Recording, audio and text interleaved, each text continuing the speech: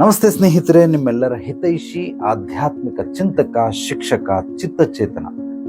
ಆತ್ಮವಿಕಾಸಕ್ಕಾಗಿ, ಮನೋವಿಕಾಸಕ್ಕಾಗಿ ಪ್ರತಿನಿತ್ಯ ಸಂಜೆ 7 ಗಂಟೆಗೆ ತಪ್ಪದೆ ವೀಕ್ಷಿಸಿ ಅತ್ಯುತ್ತಮವಾದಂತಹ ಕಾರ್ಯಕ್ರಮ ಜೀವನ ದರ್ಶನ. ಇಂದಿನ ವಿಷಯ, ಮನಸ್ಥಿತಿಗಳನ್ನು ಪರಿವರ್ತನೆ ಮಾಡಿಕೊಳ್ಳೋದಕ್ಕೆ ಸಾಧ್ಯವಾಗ್ತಾ ಇಲ್ಲ, ಅದಕ್ಕೆ ದಯಮಾಡಿ ಉತ್ತರಿಸಿ. ಸ್ನೇಹಿತರೆ, ಮನಸ್ಥಿತಿಗಳನ್ನು ಪರಿವರ್ತನೆ ಮಾಡ್ಕೊಳ್ಳೋದಕ್ಕೆ ಆಗ್ತಾ ಇಲ್ಲ ಅಂತಂದ್ರೆ ಇಲ್ಲಿ ಎರಡೂ ವಿಷಯಗಳನ್ನ ನೀವು ಆಳವಾಗಿ ಅಧ್ಯಯನ ಮಾಡಬೇಕು. ಅಕಸ್ಮಾತ್ ಆಳವಾಗಿ ಅಧ್ಯಯನ ಮಾಡಲಿಲ್ಲ ಅಂದ್ರೆ ಅಟ್ಲೀಸ್ಟ್ ಮೇಲ್ನೋಟಕ್ಕಾದರೂ ಅಧ್ಯಯನ ಮಾಡಬೇಕು. ಯಾವುದೇ ವಿಷಯಗಳನ್ನ, ಕಲೆಗಳನ್ನ, ವಿದ್ಯೆಗಳನ್ನ ನಾವು ಕರಗತ ಮಾಡ್ಕೊಳ್ಬೇಕಾದ್ರೆ ಈ 3 ವಿಚಾರಗಳನ್ನ ಚೆನ್ನಾಗಿ ತಿಳ್ಕೊಳ್ಳಿ. ಒಂದು, ಬೇಸಿಕ್ ಲೆವೆಲಲ್ಲಿ ತಿಳ್ಕೊಳ್ಳುವಂಥದ್ದು, ಅಡ್ವಾನ್ಸ್ ಲೆವೆಲಲ್ಲಿ ತಿಳ್ಕೊಳ್ಳುವಂಥದ್ದು, ಮಾಸ್ಟರ್ ಲೆವೆಲಲ್ಲಿ ತಿಳ್ಕೊಳ್ಳುವಂಥದ್ದು. ಇದನ್ನ ಆಳವಾದ ಅಧ್ಯಯನ ಅಂತಾರೆ. 3ನೇ ಹಂತ ಅಂದರೆ 33%, 66 ಆಯಿತು, ಮತ್ತೆ 33%. ಸೊ 99%. ಓವರ್ ಆಲ್ ಆಗಿ 3 ಭಾಗಗಳು, ಒಂದು ಬೇಸಿಕ್ಕು, ಅಡ್ವಾನ್ಸು, ಮಾಸ್ಟರ್ ಲೆವೆಲ್. ಈ ಪರಿಸ್ಥಿತಿಗಳು, ಮನಸ್ಥಿತಿಗಳು ಎರಡನ್ನ ತಿಳ್ಕೊಂಡಾಗ ಮಾತ್ರ ನಿಮಗೆ ಯಾವುದಾದ್ರೂ ಕಂಟ್ರೋಲ್ ಮಾಡೋದಕ್ಕೆ ನೀವು ಅರ್ಹರಾಗಿರ್ತೀರ. ಮನಸ್ಥಿತಿಗಳನ್ನ ಪರಿವರ್ತನೆ ಮಾಡ್ಕೊಳಕ್ ಸಾಧ್ಯವಾಗ್ತಾ ಇಲ್ಲ ಅಂದ್ರೆ ನೀನೇನಾದ್ರೂ ಮನಸ್ಥಿತಿಗೆ ಕೆಲವೊಂದು ನಿಯಮಗಳನ್ನ ಮಾಡಿದ್ರೆ ಪರಿಸ್ಥಿತಿಗಳು ಅದನ್ನ ಒಡೆದಾಕೋದಕ್ಕೋಸ್ಕರ ಉದ್ಭವ ಆಗ್ತವೆ. ನೀನಿಲ್ಲಿ ನಿಯಮ ಮಾಡು, ಅಲ್ಲಿ ಒಡೆದಾಕೋದಕ್ಕೆ ಒಂದು ಸುತ್ತಿ ಹುಟ್ಕೊಳ್ಳುತ್ತೆ ಪರಿಸ್ಥಿತಿ. ಉದಾಹರಣೆಗೆ, ಯಾರೋ ಒಬ್ಬ ಕಾರ್ ಇಟ್ಕೊಂಡಿದ್ದಾನೆ, ಅವನು ಎಲ್ಲೇ ಓಡಾಡಿದ್ರು ಕೂಡ ಡ್ರೈವರ್ ಪಕ್ಕ ಸೀಟಲ್ಲಿ ಕುತ್ಕೊತಾನೆ. ಇದು ಅವನ ನಿಯಮ. ಅವನಿಗೆ ಎಲ್ಲೇ ಕೆಲ್ಸಕ್ಕೆ ಹೋಗ್ಲಿ, ಆ ಕೆಲಸ ಸಕ್ಸಸ್ ಆಯಿತು ಅಂತಂದ್ರೆ ಅವನು ಇಲ್ಲಿ ಕುತ್ಕೊಂಡಾಗ ಮಾತ್ರ. ಇದನ್ನ ಎಲ್ಲರಿಗೂ ಹೇಳ್ಬಿಟ್ಟವನೆ. ಯಾರೋ ಒಬ್ಬ ಅವನಿಗಿಂತ ದೊಡ್ಡವ್ರು, ಮಿನಿಸ್ಟ್ರು, ನೀ ಹಿಂದೆ ಕುಂತ್ಕಳಯ ಅಂತ ಅಂದ್ಬಿಟ್ಟು ಹಿಂದೆ ಕುಂತ್ಕೊಂಡು ಅವರಲ್ಲಿ ಇವನಿಗೆ ತಳಮಳ ಉಂಟಾಗೋಯ್ತು. ಏನು ಒಟ ಒಟ ಒಟ, ಮನಸ್ಸು ವಿಚಲಿತಗೊಳ್ತಾ ಇದೆ, ತಳಮಳಗೊಳ್ತಾ ಇದೆ, ಬದಲಾಡ್ತಾ ಇದೆ. ಈ ಬೆಕ್ಕು ಮುರಿ ಹಾಕೋದಕ್ಕೆ ಆ ಕಡೆ ಈ ಕಡೆ ಓಡಾಡ್ತದಲ್ಲ, ಹಂಗೆ ಒಳಗಡೆನೇ ಓಡಾಡ್ತಾವ್ನು. ಕುಂತ್ಕೊಂಡವನು ಒಂದ್ ಕಡೆ, ಬಿಟ್ಟು ಒಳಗಡೆ. ಯಾಕೆಂದ್ರೆ ಅವನು ಆ ಜಾಗದಲ್ಲಿ ಕುಂತಿಲ್ಲ, ಬೇರೆ ಜಾಗದಲ್ಲಿ ಕುಂತ್ಕೊಂಡವನೇ. ಅವನಿಗದು ಆಗ್ತಾ ಇಲ್ಲ, ಇಲ್ಲವಿಲ್ಲ. ಯಾಕೆಂದ್ರೆ ಅವನ ಮನಸ್ಥಿತಿನ ಸೆಟ್ ಮಾಡ್ಕೊಂಬಿಟ್ಟವನೇ, ನಾನು ಡ್ರೈವಿಂಗ್ ಸೀಟ್ ಪಕ್ಕ ಸೀಟಲ್ಲೇ ಕುತ್ಕೋಬೇಕು ಅಂತ. ಪಕ್ಕ ಸೀಟಲ್ಲಿ ಪರಿಸ್ಥಿತಿಗಳು, ನೀವು ಯಾವುದೇ ನಿಯಮಗಳನ್ನು ಹಾಕೊಂಡ್ರೆ ಅದನ್ನು ಒಡೆದಾಕೋದಕ್ಕೋಸ್ಕರನೇ ಪರಿಸ್ಥಿತಿಗಳು ಉದ್ಭವ ಆಗ್ಬಿಡುತ್ತೆ. ಸೊ ನಿಮ್ಮ ಅಪ್ಪನಿಗೆ ಹುಷಾರಿಲ್ಲ, ಅವರು ಬಾಪ ಕರ್ಕೊಂಡು ಹೋಗ್ತಾನೆ. ನನ್ನ ಮುಂದೆ ಮುಂದೆ ಕುಂಚು, ಮುಂದೆ ಕುಂಚು. ಮುಂದೆ ಕುಂತ್ಕೊಳಕ್ಕಾಗಲ್ಲ, ನೀನ್ ಹಿಂದೆ ಕುಂತ್ಕೊ, ನಾನು ಹಾಸ್ಪಿಟ್ಲಿಗೆ ಬರಲ್ಲ, ನನ್ ಮುಂದೆ ಕುಂಚು. ಅವ್ರ ಅಪ್ಪನಿಗೆ ಏನ್ ಮಗನ ಮೇಲೆ ಹೊಟ್ಟೆ ಕಿಚ್ಚಿಲ್ಲ, ಅಥವಾ ಇವನ್ ಸಂಕಲ್ಪ ಮಾಡ್ಕೊಂಡಿರೋದು ಅವ್ರ ಅಪ್ಪಂಗೆ ಗೊತ್ತಿಲ್ಲ. ಅವ್ರ ಅಪ್ಪ ಹಾಸ್ಪಿಟ್ಲಿಗೆ ಬರ್ತೀನಿ ಅಂದ್ರೆ ಮುಂದೆ ಕುಂಡ್ಸು ಅಂತ. ಈಗ ಅವ್ನು ಕುಂಡಿಸ್ಬೇಕಾ, ಕುಂಡಿಸ್ಬಾರ್ದ? ಕುಂಡಿಸ್ಲೇಬೇಕು, ಕುಂಡಿಸ್ತಾನೆ. ಇಲ್ಲಿ ವಿಲು ವಿಲು ವಿಲು ವಿಲು ವಿಲ ಅಂತ ಒದ್ಲಾಡ್ತಾ ಇರ್ತಾನೆ. ಅಯ್ಯೋ ನಮ್ಮಪ್ಪ ಮುಂದೆ ಕುಂತ್ಕೊಂಡ್ಬಿಟ್ರಲ್ಲ, ಅಯ್ಯೋ ನಮ್ಮಪ್ಪ ಮುಂದೆ ಏನಕ್ಕೆ ಒದ್ಲಾಡ್ತೀಯ? ನಿನ್ನ ಮನಸ್ಥಿತಿನ ಯಾಕೆ ಅಷ್ಟೊಂದು ಕಠೋರವಾಗಿ? ಹಿಂದೆ ಕುಂತ್ಕೊಂಡ್ರೆ ಏನು, ಮುಂದೆ ಕುಂತ್ಕೊಂಡ್ರೆ ಏನು? ಕಾರ್ ನಮಗೆ ಅನುಕೂಲಕ್ಕೆ ಬೇಕಷ್ಟೇ.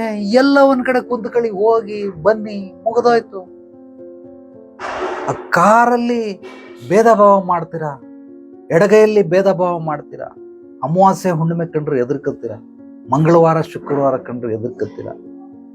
ಈ ಮನಸ್ಥಿತಿಗಳನ್ನ ಒಬ್ಬ ಯಾರೋ ಒಂದು 25 ವರ್ಷಕ್ಕೆ ಶುರುವಾದ ಅವನು ಎಲ್ಲೋ ಕೇಳ್ಬಿಟ್ಟವನೆ, ನಾನು ಮಂಗಳವಾರ ಶುಕ್ರವಾರ ಯಾರಿಗೂ ದುಡ್ಡು ಕೊಡೋದಿಲ್ಲ. ನನ್ನ ಹತ್ರ ಒಂದ್ ದಿವಸ ಶುಕ್ರವಾರ ಅಪಾಯಿಂಟ್ಮೆಂಟ್ ತಗೊಂಡು ಬಂದ. ಅವನೇ ಕೇಳಿದ್ದು, ನಾನು ಶುಕ್ರವಾರ ಬರ್ತೀನಿ ಅಂತ. ಫೀಸ್ ಕೊಡು ಅಂದ್ರೆ, ಇಲ್ಲ ಗುರುಜಿ ದಯವಿಟ್ಟು ನಾಳೆ ಕಳಿಸ್ತೀನಿ. ಯಾಕಯ್ಯ, ದುಡ್ಡಿಲ್ವೇನಾ ನಿನ್ನ ಹತ್ರ? ಇಲ್ಲ ಐತೆ, ಬಟ್ ನಾನು ಶುಕ್ರವಾರ ಮಂಗಳವಾರ ಯಾರಿಗೂ ಕೊಡಲ್ಲ. ಯಾಕಪ್ಪ, ನನಗೂ ಹೇಳ್ಕೊಡಯ್ಯ, ನಾನು ಅದನ್ನು ಕಲಿತೀನಿ. ಶುಕ್ರವಾರ ಮಂಗಳವಾರ ಯಾಕೆ ಹೇಳ್ಕೊಡಲ್ಲ, ಯಾಕೆ ಕೊಡಲ್ಲ? ಇಲ್ಲ, ಶುಕ್ರವಾರ ಮಂಗಳವಾರ ಕೊಟ್ರೆ ದುಡ್ಡು ಬರಲ್ಲ ನಮಗೆ. ಯಾರ ಹೇಳಿದವರು?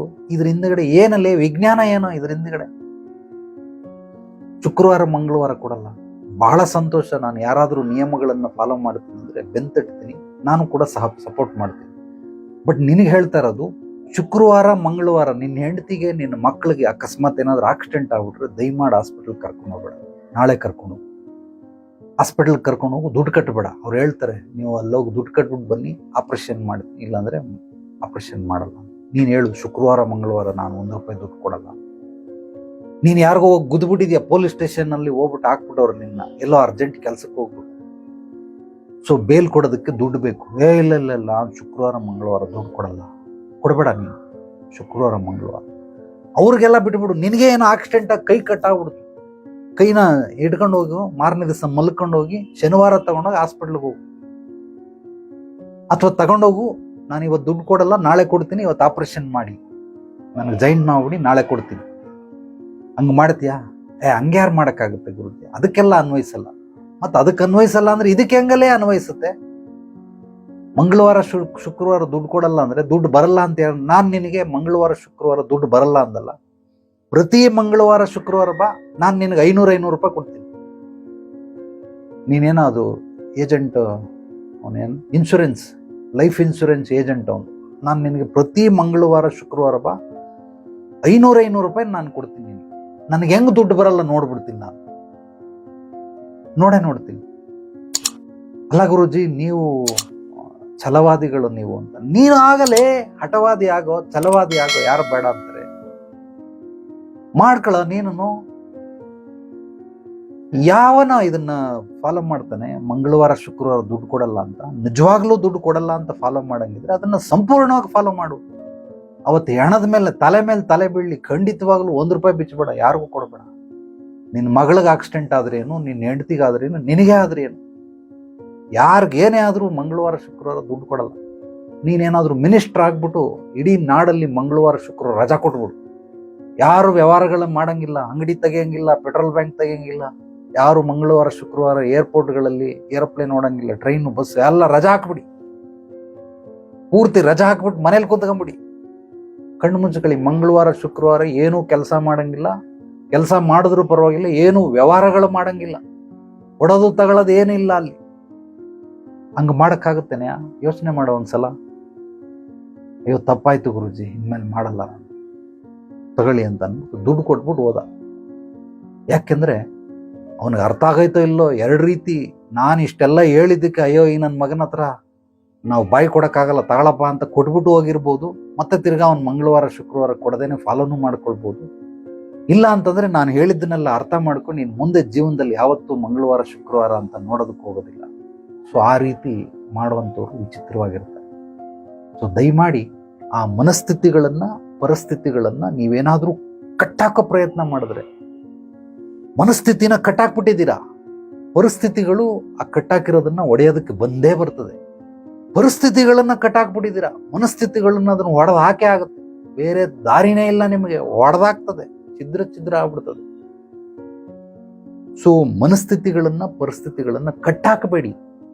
ಮನಸ್ಥಿತಿ, ಪರಿಸ್ಥಿತಿ ಪ್ಲಸ್ ವಾತಾವರಣ, ನಾವು ಯಾವ ವಾತಾವರಣದಲ್ಲಿ ಜೀವಿಸ್ತಾ ಇದ್ರಿ ಅದರ ಮೇಲೆ ಮನಸ್ಥಿತಿಗಳು, ಪರಿಸ್ಥಿತಿಗಳು ಏರುಪೇರಾಗ್ತವೆ, ಸೊ ಬದಲಾವಣೆಗಳಾಗ್ತವೆ.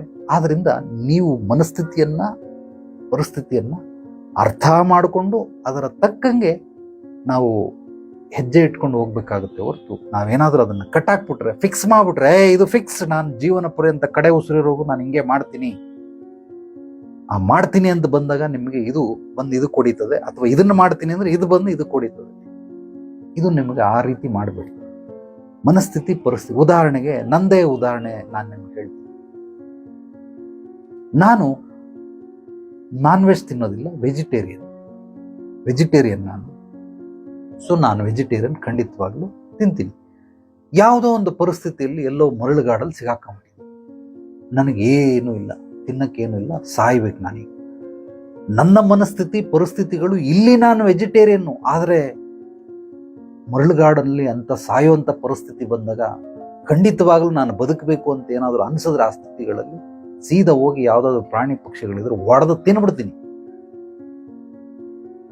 ಈಗ ನಾನು ವೆಜ್ಜು ನಾನ್ ವೆಜ್ ಅನ್ಕೊಂಡು ಕುಂತ್ಕೊಳ್ಳೋಕ್ಕಾಗಲ್ಲ. ಆ ಪರಿಸ್ಥಿತಿಗಳಿಗೆ ಹೆಂಗೆ ಮನಸ್ಸು ಅನುಗುಣವಾಗ್ತದೆ ಆ ರೀತಿ ಇರ್ತದೆ, ತಿನ್ಲೇಬೇಕಿಲ್ಲ ಅಂದ್ರೆ ಸತ್ತೋಗ್ಬಿಡ್ತೀನಿ.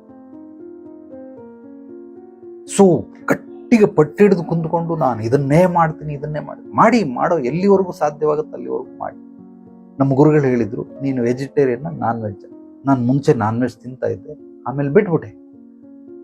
ಒಂದಷ್ಟು ಕಾಲಘಟ್ಟದಲ್ಲಿ ಇಷ್ಟು ವರ್ಷ ಬಿಟ್ಬಿಡಪ್ಪ, ಒಂದು 3 ವರ್ಷ ಬಿಟ್ಬಿಟ್ಟಿದ್ವಿ. ಅದಾದ್ಮೇಲೆ ಗುರುಗಳೇ ತಿನ್ನಲ್ಲ, ನಿನ್ನೆಷ್ಟ ಕಣೆಯ, ನೀನ್ ತಿಂದ್ರೆ ತಿನ್ನು, ತಿಂದೇ ಹೋದ್ರೆ ಬಿಡು. ಹಂಗೆ ಹೇಳ್ಬಿಡಿ ನನಗೆ ಮಾರ್ಗದರ್ಶನ. ಸರಿ, ತಿಂದ್ರೆ ಒಂದು ಹಾದಿಯಲ್ಲಿ ನೀನು ಪಯಣಿಸ್ಬೇಕಾಗುತ್ತೆ, ತಿನ್ನದೇ ಹೋದ್ರೆ ಒಂದು ಹಾದಿಯಲ್ಲಿ ನೀನು ಪಯಣಿಸ್ಬೇಕಾಗುತ್ತೆ. ಯಾವುದು ನಿನಗೆ ಸೂಕ್ತ? ನಾನು ತಿನ್ನಲ್ಲ ಗುರುಗಳೇ, ಇದೇ ಹಾದಿ ನನಗೆ ಹೇಳ್ಕೊಟ್ರು. ಆ ಹಾದಿಯಲ್ಲೇ ಹೇಳ್ಕೊಟ್ರು. ತಿನ್ನಲಿಲ್ಲ ಅಂತಂದ್ರೆ ಇಂತಿಂಥ ಕ್ರಿಯೆಗಳನ್ನು, ಇಂತಿಂಥ ಕರ್ಮಗಳನ್ನು, ಇಂತಿಂಥ ಕೆಲಸಗಳನ್ನು ನೀನು ಮಾಡ್ತಾ ಹೋಗ್ಬೇಕಾಗುತ್ತೆ. ಮುಂದೆ ಏನಾದ್ರೂ ಒಂದು ಪರಿಸ್ಥಿತಿಗಳು ಹಿಂಗ್ ಬಂದ್ರೆ ಖಂಡಿತವಾಗ್ಲೂ ಅದು ಬಂದಾಗ ಇದು ಯಾವುದು ನಿಯಮಗಳು ನಿನಗೆ ಅನ್ವಯಿಸಿಲ್ಲ. ಅದು ನಿಜವಾಗ್ಲೂ ನಿನ್ನ ಕುತ್ತಿಗೆಗೆ ಬಂದು ಇನ್ನು ಕೆಲವೇ ನಿಮಿಷಗಳಲ್ಲಿ, ಕೆಲವೇ ಕ್ಷಣಗಳಲ್ಲಿ ನೀನು ಸಾಯ್ತಾ ಇದೆಯಾ ಅಂತ ಬಂದಾಗ ನಿನಗೆ ಇಲ್ಲ ನನಗೆ ಬದುಕಲೇಬೇಕು ಅಂತ ಏನಾದ್ರು ಅನ್ಸಿದ್ರೆ ಖಂಡಿತವಾಗ್ಲೂ ಇದು ಯಾವುದು ನಿಯಮಗಳು ನಿನಗೆ ಅನ್ವಯಿಸೋದಿಲ್ಲ. ಅದನ್ನ ಬಿಟ್ಟು ನಿನಗೆ ಆ ಪರಿಸ್ಥಿತಿ, ಆ ಕ್ಷಣದಲ್ಲಿ ಏನು ತೋಚುತ್ತೆ ಅದನ್ನು ನೀನು ಮಾಡಬಹುದು. ಅವರು ಅಧಿಕಾರ ಕೊಟ್ಟಿದ್ದಾರೆ, ಸ್ವತಂತ್ರ ಅಂತ ಕರೀತಾರೆ ಇದಕ್ಕೆ. ಯಾವುದೇ ರೀತಿ ಬಂಧನಗಳಿಲ್ಲ, ಮುಕ್ತಿಗೊಳಿಸೋದು ಜೀವನದಿಂದ, ಮನಸ್ಥಿತಿ ಪರಿಸ್ಥಿತಿಯಿಂದ ಮುಕ್ತಿಗೊಳಿಸ್ಕೊಳ್ಳುವಂಥದ್ದು.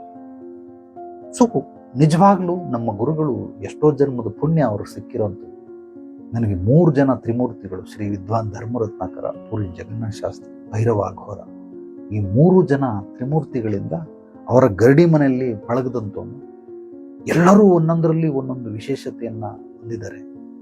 ಅವ್ರಿಗೆ ಗೊತ್ತಿರುವಂಥದ್ದನ್ನ ಎಲ್ಲವನ್ನ ಹೇಳ್ಕೊಟ್ಟಿದ್ದಾರೆ. ಆದ್ರಿಂದ ತ್ರಿಮೂರ್ತಿಗಳ ಮಿಶ್ರಣ ನನ್ನ ಜೀವನದಲ್ಲಿ, ಅವರು ತ್ರಿಮೂರ್ತಿಗಳ ಮಿಶ್ರಣ, ಬ್ರಹ್ಮ ವಿಷ್ಣು ಮಹೇಶ್ವರ ಇದ್ದಂಗೆ. ಸೊ ನನ್ನ ಪಾಲಿನ ಬ್ರಹ್ಮ ಶ್ರೀ ವಿದ್ವಾನ್ ಧರ್ಮರತ್ನಾಕರ, ವಿಷ್ಣು ಪೂರಿ ಜಗನ್ನಾಥ ಶಾಸ್ತ್ರಿ, ಮಹೇಶ್ವರ ಭೈರವ ಅಘೋರ.